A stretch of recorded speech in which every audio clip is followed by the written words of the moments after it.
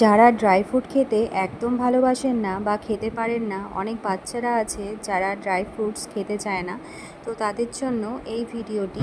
বাচ্চা থেকে বয়স্ক সবাই কিন্তু এই লাড্ডু খেতে পারে, তবে অবশ্যই সেটা তার নিজের শরীর বুঝে।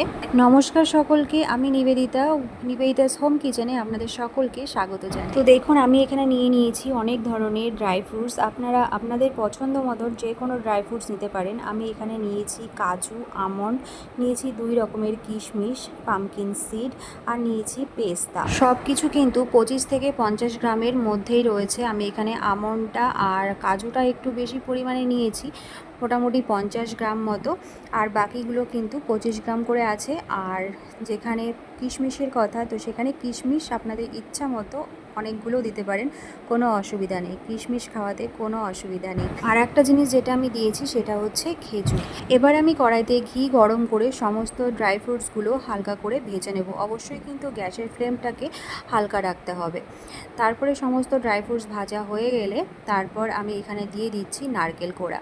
আমি এখানে বাড়িতে যে নারকেলটা থাকে সেই নারকেল কুড়িয়ে নিয়েছি। আপনারা চাইলে বাজার থেকে যেটা কিনতে পাওয়া যায় ড্রাই নারকেল কোড়া, তো সেটাও ব্যবহার করতে পারেন। তারপর দেখুন, আমি এখানে কিশমিশটা বাদে সমস্ত ড্রাই ফ্রুটস কিন্তু গুঁড়ো করে নিয়েছি। আর তারপরে আমি কড়াইতে এখানে দিয়ে দিচ্ছি সামান্য পরিমাণে আটা, আর দেব সামান্য পরিমাণে বেসন। এই দুটো কিন্তু কম্পালসারি নয়, আপনারা চাইলে অ্যাড করতে পারেন, আবার নাও করতে পারেন। আমি এখানে কিন্তু এই দুটো অ্যাড করছি একটু টেস্টের জন্য, কারণ ঘিয়ের সাথে বেসনের যে কম্বিনেশনটা, যেটা ভীষণ ভালো লাগে খেতে। তো আপনারা চাইলে এটা অ্যাড করতেও পারেন, নাও করতে পারেন। তারপরে আমি এখানে দিয়ে দিচ্ছি গুড়। তো আমি এখানে মোটামুটি 75 গ্রাম মতো গুড় ব্যবহার করছি। মিষ্টিটা কিন্তু আপনারা আপনাদের অ্যাকর্ডিং দেবেন। আমি একদমই মিষ্টি কম খাই, ওর জন্য কিন্তু আমি এখানে মিষ্টিটা একদমই অল্প রেখেছি।